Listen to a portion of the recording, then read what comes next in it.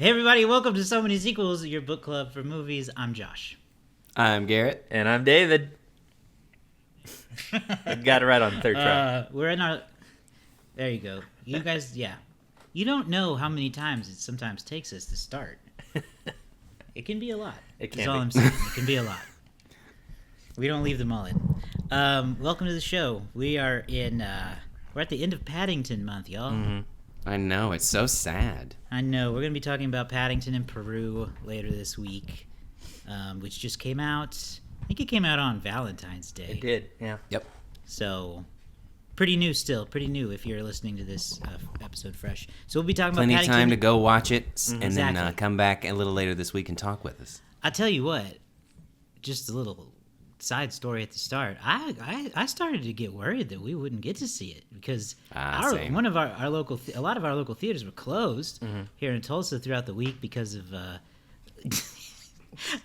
don't know where people listen to this, but like some people would be like they did for like 4 inches of snow, but it did. Yeah.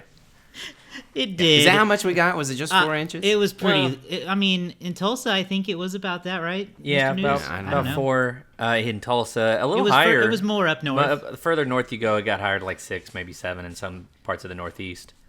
But, yeah. Point is, if you're listening from outside of the Oklahoma area, it doesn't take a lot to shut us down for a while. So, I don't know. I think David, you saw it last night as of recording, right? I did, yeah. Yeah, I And watched it last Garrett night. and I saw it two nights ago, so it was close. It was close. Yeah. But you guys should go Yeah. out and see it now. But let's talk about what else is going on in the world this week. I went and saw, the Oscars are coming up next week, as of recording, March 2nd. Looking forward to that. And our local independent theater, Circle Cinema, has been showing the Oscar-nominated short films. They are kind of they're distributed through this group called Shorts TV, I think is what they're called. And they've been doing it for 20 years, which was kind of neat to find out. And they basically do these limited engagements where you can go see the collection of shorts as one film. And this was 5 live action shorts, and the whole thing was maybe an hour and 45 minutes. So it's basically like going to the movies. Yeah. And this was the live action shorts. So there's the documentaries, there's the animated, and then we got these live actions. That's what I saw. And I just wanted to talk about them briefly because these are movies that don't really get a lot of attention. Short films don't. They don't put them in movie theaters typically, so no one's gonna get to see them really unless you seek them out. But there was some good ones in here. It started with one that was called, I'm trying to find it because I always get it wrong. It's a long title. The Man Who Could Not Remain Silent is what it was called. And the synopsis was, in the middle of winter, a passenger train is stopped by paramilitary forces as they arrest innocent civilians. Only one man out of 500 dares to stand up to them. So it was based on a true story. Kind of fascinating to see. That was a heavy film. Felt like heavy message for this time. And that was kind of the theme of the whole night, I would say. There's a lot of that. We also had one called Anuja, which was about this gifted 9-year-old girl who, with her sister, they basically get this life-changing opportunity in front of them where the younger one could go to a boarding school for free, but they also are working in like a clothing factory sewing bags and stuff to live. So they have to make this choice between this like 9-year-old girl who's working for a living or going to school. There was one called I'm Not a Robot, which is the one comedy you could call it, but it was still pretty dark because it's about a woman who, after repeatedly failing a CAPTCHA test, so like the click all of the boxes that have a car in it kind of thing, she starts to wonder if she is a robot. And that story kind of unfolds that yarn, is how I say, because I hope that a lot of these do end up like online, so I hope you can seek some of them out. But again, kind of dark and disturbing to think about. Sure. Then we had one called Aline that was about, and this one made me real mad, y'all. It was a couple in New York going to immigration and customs for their green card interview because they'd been married for several years and the husband was eligible for his green card, and he went to the interview and he like passes the interview, and then they ICE arrests him in the hallway afterward. And then they say that the point of the movie is that is an active practice of ICE in America, is that they arrest people at their green card interviews regardless of whether they were approved or not. Wow. Very That's disturbing. awful. Yeah. Yeah. And then the last Sheesh. one, before I can shut up, was called The Last Ranger. And it was about this young girl who they live in South Africa, and she kind of befriends this game ranger who oversees a preserve where rhinoceros live. And they are dealing with, poachers who are coming after the rhinos and taking their horns for the whatever freaking trade they call that on the black market that like funds crime syndicates. And it's also pretty dark, because the poachers be killing rhinos. So lovely fun night showcase of humanity at the shorts this year. Yeah, that's my gracious. roundup of. I feel like the short shorts are films. always kind of like that for the Oscar Academy Award nominated shorts. It really depends on the year. It really does. I feel like it would be difficult to be a short film as a comedy to be nominated for an Oscar in that category. I don't know why, but I feel like the people whoever's on the voting booth would really steer away from a comedy short film for an Oscar and really lean towards a dramatic one that really has a message in it. I don't know why I feel that, but Do you guys remember what won the Academy Award for Best Short last year?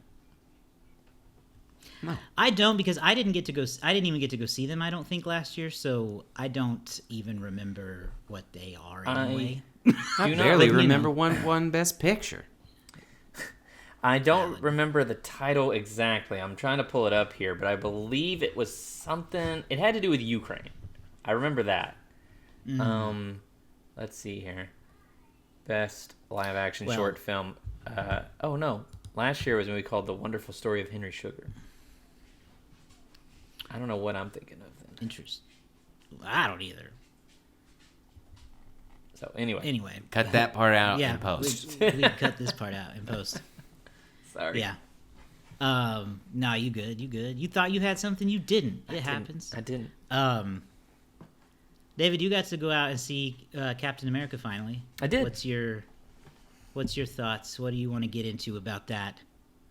And I shared this on. No spoilers, though. No spoilers. exactly. Don't worry, That's why no I say, spoilers. I shared a little bit of this on Instagram on our reels, so you can follow us on Instagram. You can did. get maybe some live takes for movies we're not doing full reviews from. But I kind of thought it was mostly fine. We had talked about how the critics' reviews, or at least the Rotten Tomatoes and the Letterboxd scores, were kind of like really, really low, and I kind of feel like they were just like a little like too low. I mean, is it going to go down as like the greatest MCU movie ever? No, but I mean, I kind of thought it was mostly fine for what it was supposed to be. My only real complaint was I kind of felt like there wasn't like a clear like main focus of what the story was supposed to be kind of about. It felt like they had a couple of different options, and then if you went, and I'm talking about sort of like the theme for the characters, and I kind of feel like Captain America's character, he kind of had a few different things that were like on his mind. And I think they could have helped from just focusing on like one thing. Like, it's his thing that he doesn't know if he's ready to be a leader. It's his thing that he's haunted by some of his past mistakes. Like, just focus on one of those. But it kind of felt like there was a jumble of those. I did think that the action was pretty on par. Like, I thought the first, and I actually clocked it at one point because I looked at my phone to see how long I'd been in there. And I thought the first hour and a half was actually pretty solid. Like, all around pretty solid. And it got a little messy towards the end. And that's a lot of people's experience with a lot of different movies. But yeah, I thought it was fine for the most part. I kind of feel like though, if you give it like under 3 stars on Letterboxd, you might have problems with it that are not to do with the movie. So I'm just kind of uncertain. So I gave it about a 3.5, but I could totally understand people giving it like a 3. But yeah, I mean, overall I enjoyed myself at the movies that night.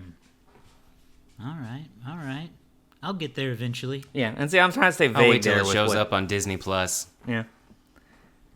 Because here's the thing. Again, going back to them, David, you said in the reel that you're often a Marvel defender and then defended it. Well, I went in ready to be disappointed, frankly.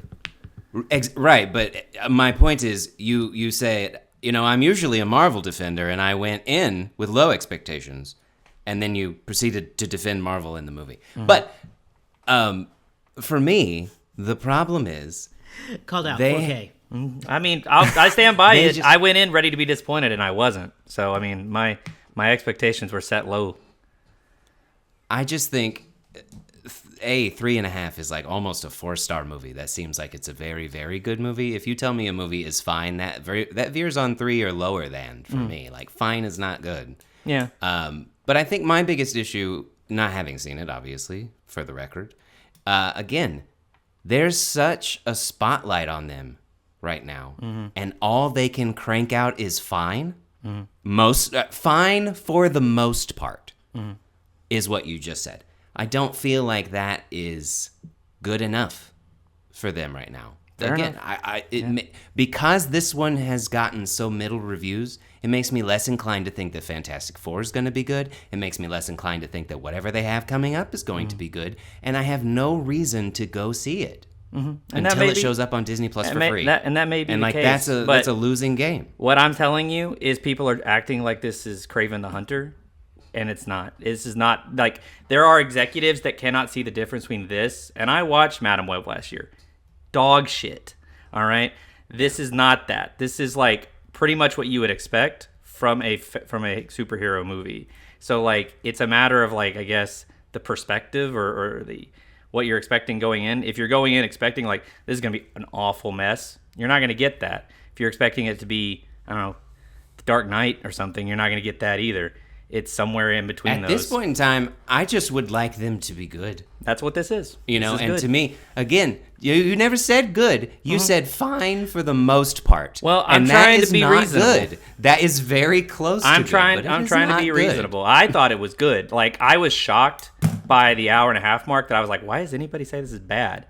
And the only thing that I thought was kind of weak is the part that's gotten the most marketing, which is the whole stuff with Red Hulk. I was like, this is kind of like a big, fight action fest, but like the rest of the movie was kind of better than that. So, I mean, I'm trying to be reasonable and say like, look, not everybody's going to love this tremendously, but like, I thought it was good. I thought it set out what, for the most part, what it aimed to do. And I enjoyed the action up to a point where I was like, okay, I like this. I mean, it is what it is. And I get it. There's a lot of people who are just kind of tired of the MCU and just ready for it to be done. And for those people, they're not going to be happy with it. So, anyway. Interesting. That Very is interesting indeed. I've been trying to avoid even the negative reviews because I don't want to know what they think too much either without spoiling me. We'll see. I hope to get in there this week. So hopefully by the next show, I can weigh in on this potentially. Let's get into some news and stuff from the week, though. There's been some big changes in movie franchise world for so many sequels. The James Bond franchise has been controlled by one family since 1962, and they're the Broccoli's, which is real. They are the Broccoli family. In fact, I think the original guy's name is Cubby Broccoli. Now, I'm sure his name's not Cubby, but he went by Cubby. Man. And they've made an agreement with Amazon, MGM Studios, because, Amazon has spent the past several years swooping up their own studios, and they've got MGM, which has had the movie rights to James Bond this whole time. But the family has kept creative control. Well, they've now decided to give creative control to Amazon and bow out of that process completely for the first time ever in the history of James Bond on screen. So, big stuff. Big stuff for James Bond fans. This is a franchise that has been, you know, regardless of what the different Bonds you like or don't like, I think it's been cared for over the past several decades, and now it's uncharted territory. Now, I know that none of us really feel strongly enough about Bond to have a real reaction to this. But what do you think? Will Bezos ruin it? That's Yes. a lot of default. Okay, yeah. That's a lot of just- default. I don't ways know to if go. Bezos is gonna have any. Truthfully, he just does ruin 90% of the things that he's touched. Whether it's his own businesses or other businesses, he just ruins it. So it doesn't really matter. I'm more curious about how this family got the rights.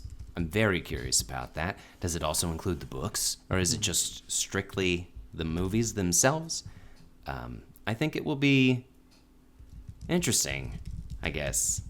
I don't know. It's so, again, this is such a turnover for this franchise at this point in time with a new Bond and new creative control. So it'll be interesting to see what they do and how they try to change it, or if they hold steady to what it has been. Yeah, I don't know, because the Bond franchise as a whole has kind of like ebbed and flowed over time. One of the things that they did try to do was they kind of kept Bond, what's the word, contemporary.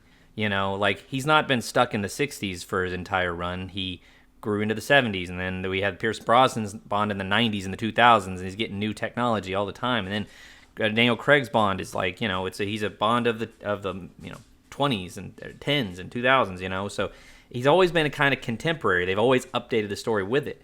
Is Amazon maybe going to be interested in maybe doing like a period James Bond, doing something that is kind of from the time the stories were first created? Is that the kind of thing they're interested in doing? I don't know. We don't know anything about this creative team that's being put in charge other than it's Amazon and MGM. So if they were to bring in someone who we had an idea of what their creative background is, maybe we could speculate a bit more on what they would want to do. I'm not sure, like, I'm trying to think of a good example. If they said, hey, we want to bring in the guy who does the Kingsman movies or something like that. Like, okay, we kind of have an idea of what his style is, of what his general vibe is. You know, we could start speculating. If they want to bring in Edgar Wright or something like that to be like the sort of person behind. Okay, we have an idea we can work on. I don't know. This is kind of just vague team at MGM. You know. Yeah, perhaps. I think we could look at what they've done in their since they've gotten rights to make Lord of the Rings material to kind of get what they would do with another Bond, and I kind of think that they're gonna do. They might my fear is they'll oversaturate it. I think they're gonna do movies and TV shows on Prime at the same time. That's possible. Is my guess. A show about That's Money what Penny. we love to do is just Yeah. put it I out think there they'll make that until synergy. you're sick of it, and then we'll keep putting it out there. Because that is one thing you could say about Bond in the past is it was never overdone, really. They didn't have a bunch of ongoing things at once. But I can see that because it is a norm now to have a streaming show that attaches to a theatrical movie and yada yada. You know, and that Anyway. and that's had ups and downs. You know, I mean, you have something like the Batman, and then you have like the Penguin on HBO Max, and like the Penguin's like universally beloved, and the Batman was well liked. So I mean, it could work out. It also could fail. I mean, they could definitely oversaturate it, and you could end up with a situation where people just feel like the whole product is watered down. At the same time, you know, like you said, the James Bond franchise, they were always very, while it's been consistent over time, like there's been like a James Bond film like roughly every 6-7 years, I think, since the very first one. I don't know. They might ramp up production to try to like crank out a few quickly, you know. So that might be a pro and a con. So we'll see. Finally, here in the news segment, I wanted to do just a quick little update on how the films are doing on the award circuit in the last week leading up to the Oscars. Rotten Tomatoes makes this very easy, and I don't have to do a lot of work because they have an ongoing awards tracker where they take all the big festivals and organizations giving out the major awards and keeping track of how many each one's getting. The Independent Spirit Awards just happened, and Honora had a late surge, picking up Best Film, Best Lead Actress, and Best Director. But what was really interesting was to see the breakdown of the leaderboard, where The Brutalist is leading with 103 total wins this season, The Substance with 102, and then Honora with 101. Now, that doesn't necessarily indicate who's going to win everything at the Oscars. That's its own thing. But it does show which movies are picking up the most hardware. And I thought it was really interesting that just one separates all three of those in a row. Yeah, that's very interesting. I wouldn't have expected The Brutalist to be up so high just because it has, I don't feel like it's won a ton of major awards, but I guess it's won a lot of individual and production awards. I guess so, yeah. Yeah, I don't know where to go with that. I'm always terrible at picking what happens at the Academy Awards. It's the opposite of the letterbox game because I'm just terrible at that. So I don't know. We'll see what wins. I'm in. We're doing Oscar nominated theme is our theme for March, and so we'll be talking more about that. I'm interested this year because I feel like it's probably going to be Honora that's going to take a lot, but I feel like it truly is up in the air, and it could be between 3 or 4. I feel like. Remember when Up in the Air was nominated? Starring George. That was a good one. George Clooney. Yeah.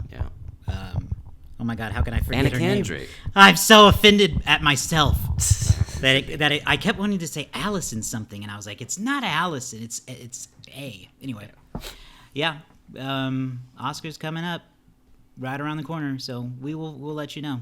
We'll let you know what we think when that happens. David, what's our box office update for this week? I'll run through it real quick here. These are the Sunday estimates. Captain America Brave New World fell about 68% this week to $28.2 million. Of course, we'll know the real numbers once we get to Monday. Not the steepest drop for a Marvel movie, but it's one of the steepest drops for a Marvel movie. I think the steepest was Ant-Man Quantumania. This is probably more similar to Doctor Strange and Thor Love and Thunder, though those had kind of bigger opening weekends.